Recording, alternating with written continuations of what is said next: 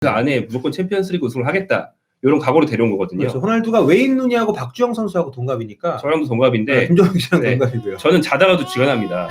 지금 엘리트 스포츠 선수로 뛸 수 있는 나이를 사실 넘었어요. 네. 서영의 뭐 폴리TV. 네, 폴리TV 시청자 여러분 안녕하십니까? 저는 서영욱이고요. 네, 저 김종용입니다. 마치 처음 인사하는 것처럼. 네, 저희가 라이브 토크 같이 진행을 하고 있는데 최근에 손흥민 선수 이적설이 불거져 나오면서 한국 축구 팬들이 굉장히 많이 관심을 갖고 있습니다. 그런데 이적설에서 가장 손흥민을 원한다고 얘기를 좀 듣고 있는 팀이 바로 다름 아닌 네, 유벤투스죠. 네, 최근 그 날강도 파문으로 국내 팬들의 가슴에 아주 큰 상처를 줬던 바로 그 유벤투스인데요. 어떤 식으로 이제 얘기가 나오기 시작을 했나요? 일단 이탈리아 쪽 얘기가 나오기 시작한 건 나폴리부터인데 네. 그 얘기를 살짝 하고 갈까요? 네, 그렇죠.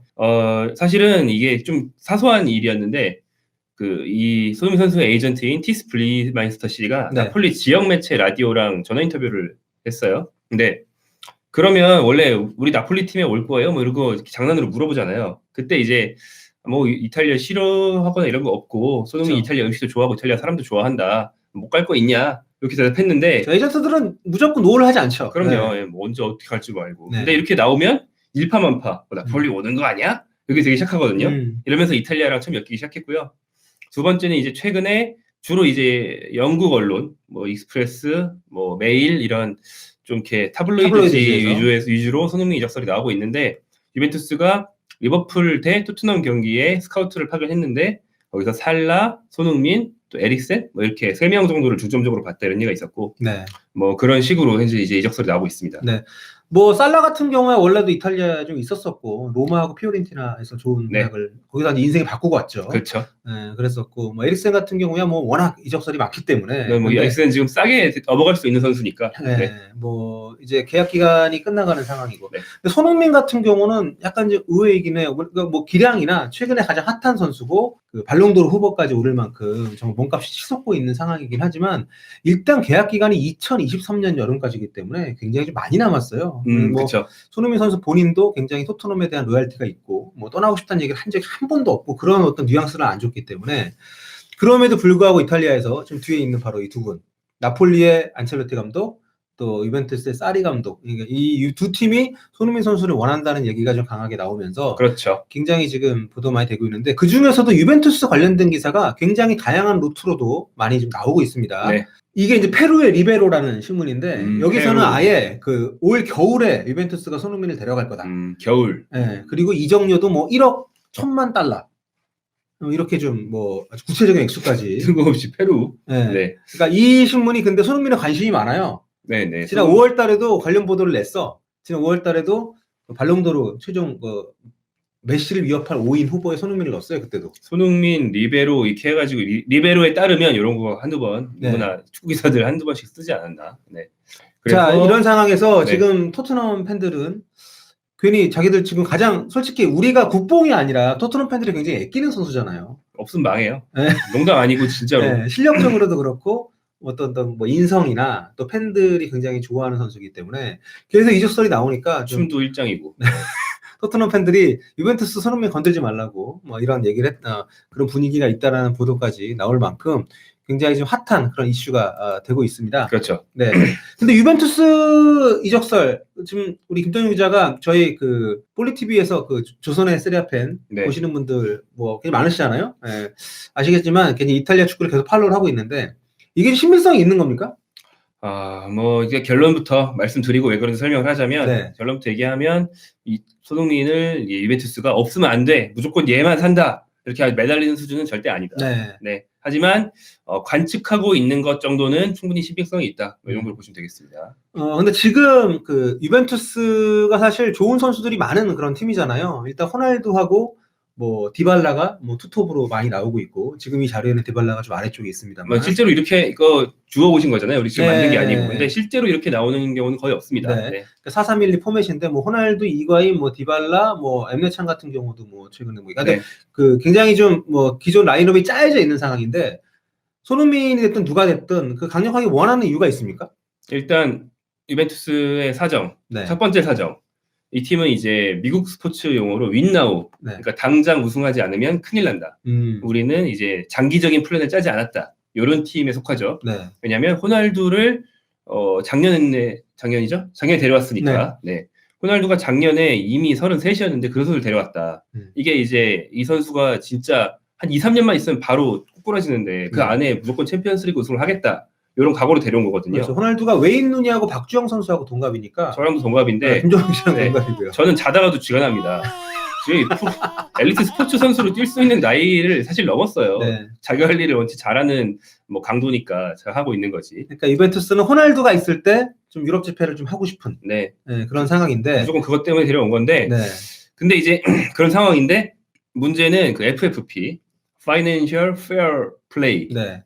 유럽 축구 연맹이 이게 정책 때문에 호날두한테 지불한 막대한 이적료와 연봉, 그 이후에 올해 더리우트의 이적료와 연봉 이런 것 때문에 나머지 포지션을 다 채울 수가 없어서 다 약해졌어요.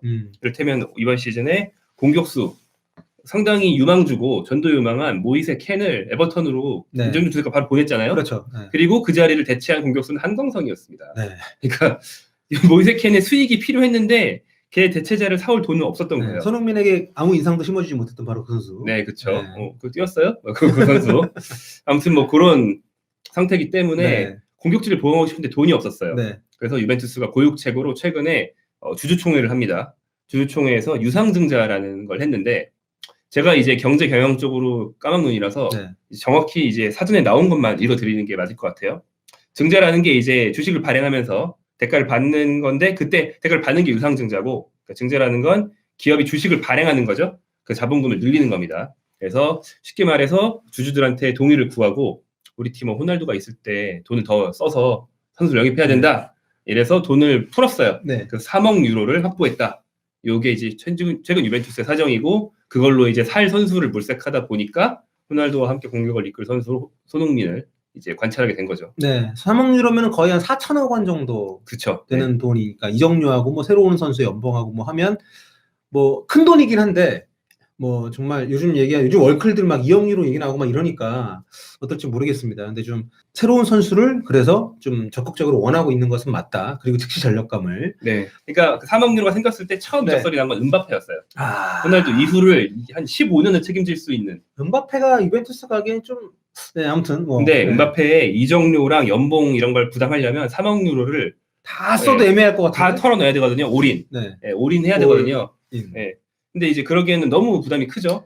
그렇죠. 공격수 한 명만 가지고 우승할 수는 없으니까. 유벤투스가 보강해야 될 포지션이 한둘이 아닌데 그래가지고 이제 조금 더 저렴한 선수 이제 은바페, 네이마르 이런 말도 안 되는 애들 말고 그나마 현실적인 애들 중에서 최고 클래스 이게 손흥민인 거죠. 네. 이렇게 가는 게 아닌가 싶습니다. 그러니까 은바페나 네이마르 같은 경우는 뭐 시장가가 의미가 없는 어떤 수준으로 계속 얘기가 나오는 선수이기 때문에. 자, 어쨌든 그러면서 유벤투스가 호날두가 은퇴하기 전에 호날두와 함께 유벤투스를 최강으로 만들 어떤 그럴 진용을 꾸리려고 하는데 거기에 이제 후보자로 손흥민 선수 거론하고 있다는 얘기인데 그 현지 보도 나오는 걸 봐서는 이게 그러니까 여러 명 중에 한 명이라고 네. 김정기장 보는 거고 그 현지에서는 뭐 시기나 이런 건 전혀 얘기 나온 게 없죠.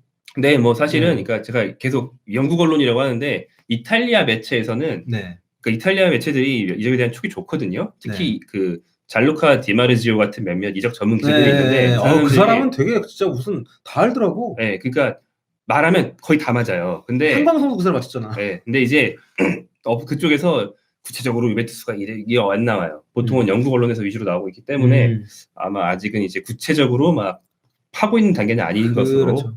짐작을 할 수 있습니다. 아직은 썰인 것 같습니다. 뭐 겨울 이적 시장이라면 지금처럼 이렇게 좀 공불되는 게 맞지만 일단 챔스가 있기 때문에 뭐 토트넘이 챔스 탈락한 것도 아니고 영국 내에서도 뭐 리버풀 게리 네빌은 메뉴의 손흥민 딱인데 네. 뭐 이런 말을 하고 있고. 솔직히 까놓고 맨유 가면 무조건 주전 아닙니까?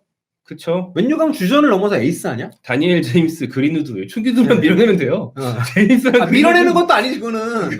그 밀어내야 되는 자기들이 밀려라. 걔네 너무 낮아. 자 그렇다면 과연 손흥민 선수가 만약 이적을 한다면 몸값이 어느 정도가 나올 것이냐. 네.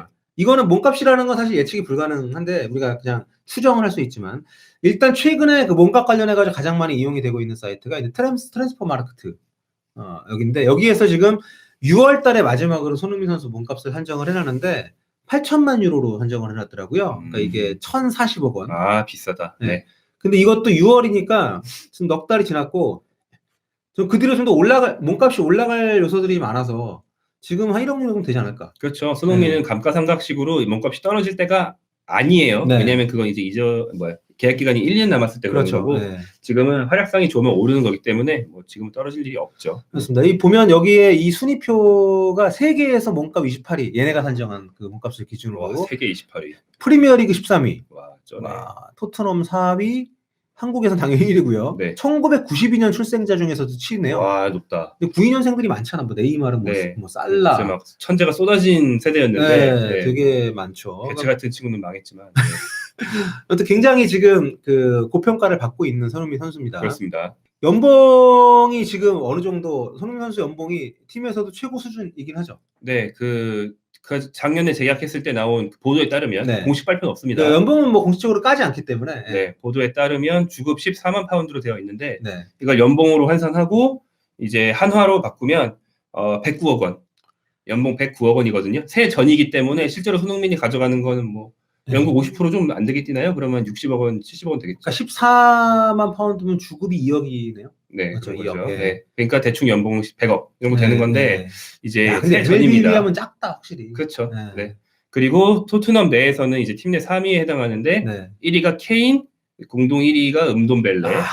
그 아래가 손흥민. 인생은 은돈벨레처럼. 네, 그 아래가 손흥민입니다. 네. 사실은 이게 결정적으로 이게 가능한 변수 중에 하나인데 네. 토트넘이 주급을 많이 못 주는 팀이란 말이에요. 케인, 그렇죠. 은돈벨라가 그 구단 사상 최고로 막 진짜 허리 졸라매면서 준 거거든요. 네. 그리고 아스날 경우에도 볼 수 있지만 기본적으로 이렇게 새 구장을 갓 지은 팀들은 돈을 이렇게 뭐하는데 쓰기, 그러니까 어느 정도 돈 쓰는 게 제한되어 있는 시기가 있더라고요. 네, 그 아무래도 빚도 많고 하기 부채 때문에. 상환할 때 몇 네. 년 동안 좀 비축해야 되죠. 네, 그렇죠. 그렇기 때문에 뭐 토트넘 손흥민이 지금 27인데 토트넘이랑 재계약을 현실적으로 보면 지금이 가장 좀 고민을 해야 되는 시기인 건 맞아요. 그래서 어. 좋은 조건의 제시가 온다면 마다할 이유는 없을 것 같긴 합니다. 레바민 정도 아니면 사실 저는 프리미어리그를 나가기는 쉽지 않을 것 같아요. 왜냐하면 워낙 그 프리미어리그 자체가 그 몸값 수준이 높기 때문에 뭐 다른 나라 다른 팀 갔을 때 이 정도 맞춰줄 수 있는 팀이 그렇게 많지 않아요. 그래서 이적할 수 있는 팀이 사실상 손흥민 선수를 원한다고 데려갈 수 있는 팀은 10손가락 아니라고 봅니다. 그걸 감당할 수 있는 팀을 제가 헤아려 봤거든요. 네. 진짜 몇 안 돼요. 리버풀도 그러니까 리버풀이 뭐 지금 있는 선수들보다 손흥민 더 주면 데려갈 수 있지만 네. 지금 주급 체계에서는 손흥민 데려가기 힘들고 그렇죠. 잉글랜드 안에서는 맨유, 맨시티밖에 없고요. 네. 손흥민보다 연봉을 더 많이 받는 선수가 유벤투스의 13명, 바르셀로나, 레알 마드리드 13명, 아틀레티코 7명, 바이에른 9명, 파리 생제르맹 8명. 요 팀들 외에는 손흥민 데려가는 게 상당한 부담이에요. 그렇죠. 이 정도 수준의 선수가 된 거예요. 손흥민이 앞으로 최소 뭐 3년이라고 봅시다. 짧게 봐서. 그 안에는 연봉 깎고 이적할 일이 절대 없기 때문에. 가면 2배 부풀려야죠. 네. 2배. 현실적으로 그러니까 이게 너무 고가여서 갈 수 있는 팀이 좀 제한이 돼 있고 유벤투스도 가능은 하겠지만 굉장히 많은 자금을 준비를 하지 않으면 그럼요. 손도 네. 못 내미는 그런 상황이라는 거죠. 그 92년생이잖아요. 92년생 중에서 마르코 베라티, 네. 파리 생제르맹의 마르코 베라티가 오늘 재계약을 했어요. 파리 네. 생제르맹이랑. 아, 오늘 했어요? 네, 이 친구가 연봉이 500만 유로 정도였는데 1,700만 유로를 올렸어요. 1,700만 유로면 얼마야? 한 200억? 저거의 2배니까 200억이네요. 네네. 200. 그 손흥민보다 2배야? 손흥민보다 2배죠. 베라티가? 네. 그러니까 재계약을 오늘 했다니까요. 그 손흥민도 지금 이적해서 2배로 올려야 손흥민 되는 작년에 시기라는 계약했잖아. 거예요. 네. 자, 작년에도 너무 토트넘이 장사 잘하네. 뭐 본인의 마음은 모르겠습니다만 이적을 하게 된다면 굉장히 그 데려가는 팀에서는 많은 준비를 해야 될 거다. 그런 얘기. 손흥민 선수가 네. 이제 그렇게 잘하면서 어떤 아시아 남성의 이미지를 많이 바꿔놓는 건 기본적으로는 방탄소년도 아니고 네. 손흥민 선수가 이미지상으로 일맥상통하는 게 있어요. 아시아에 걔네가 보기에 우리가 보기에는 뭐 무슨 배우 같은 손흥민이 얼굴은 아니지만 아시아의 곱상한 남자가 걔네가 보기에 옛날 동양 남자에 대한 고정관념처럼 약하고 뭐 연약하고 우리가 쥐어박으면 나가 떨어지고 이런 느낌이 그렇죠. 이제 아니잖아요. 네. 그 아시아적인 남성상 뭐 이런 거를 이제 방탄소년단이 1등으로 정립한다면 손흥민이 2등 정도로 정립하고 있기 때문에 네. 이미지가 이제 손흥민이 만들어가고 있는 거죠. 손흥민은 남의 그렇습니다. 이미지를 따라가는 게 아니고. 네. 특히 영국 사람들이 외국어 하는 사람들을 되게 신기하게 생각하거든요. 그러니까 왜냐면 자기들은 지금 못하니까. 영어권 사람들은 외국어 하는 사람들이 진짜 별로 그렇죠. 없어요. 왜냐하면 배울 필요가 없기 때문에. 그런데 역대 왔던 아시아 선수들 중에서 손흥민 선수가 영어도 가장 잘하고 그다음 독일어도 하고 어쨌든 그런 점에서 굉장히 현지에서는 지적인 이미지도 갖고 있고 그런 여러 가지 어떤 측면들이 손흥민 선수의 가치를 형성하고 있고 또 최근에 발롱도르 이 최종 후보 지명은 저는 거기에 아주 불을 붙인 격이라고 생각을 하기 때문에 뭐 만약에 손흥민 선수가 영원한 뭐 토트넘의 레전드로 남는다고 하면 그것도 의미가 있겠지만 만약에 이적을 생각한다면 최근이 굉장히 물이 들어오고 있는 상황은 맞는 것 같다. 아닙니다. 손흥민이 만약에 유벤투스 가면 네. 유벤투스 또 한국 오겠네요? 아, 당연히 오겠지 그럼. 어차피 그런 것도 네. 염두에 두고 뭐 하는 걸 테니까. 그렇죠. 근데 온다고 해서 호날두가 사과를 할 일은 없잖아요. 네. 그 이고를 가지고. 호날두 입국 금지시키는. 네. 호날두 와가지고 뭐 코 파고 뭐. 네. 아무튼 이벤투스 덕분에 축구 관련된 얘기가 계속 좀 우리 한국 축구 팬들 사이에서는 좀 나오고 있는데, 만약에 정말 한광성 간 것도 우리한테는 좀 화제였는데 손흥민 선수 가게 된다면 정말 여러 가지로 굉장히 큰 화제가 될 것 같습니다. 뭐 이탈리아 축구가 우리와 사연은 많은데 그렇게 좋은 사연들이 잘 없었잖아요, 여태까지. 왕년에 안정환 선수 때부터 해가지고 아직까지 가능성은 있다는 거 분명히. 유벤투스가 총알도 있고 뭐 손흥민 정도면 유벤투스가 뭐 당연히 원할 만한 선수이기 때문에 앞으로도 좀 많이 기대를 해 보도록 하겠습니다. 자, 오늘 톡 여기서 마무리를 할까요? 네. 네. 자, 오늘 여기서 마무리할게요, 여러분. 좋은 저녁 되시고요. 다음 시간에 다른 얘기로 또 돌아올게요. 지금까지 저는 서영욱이었고요. 네, 김정영이었습니다. 감사합니다. 네, 안녕히 계세요.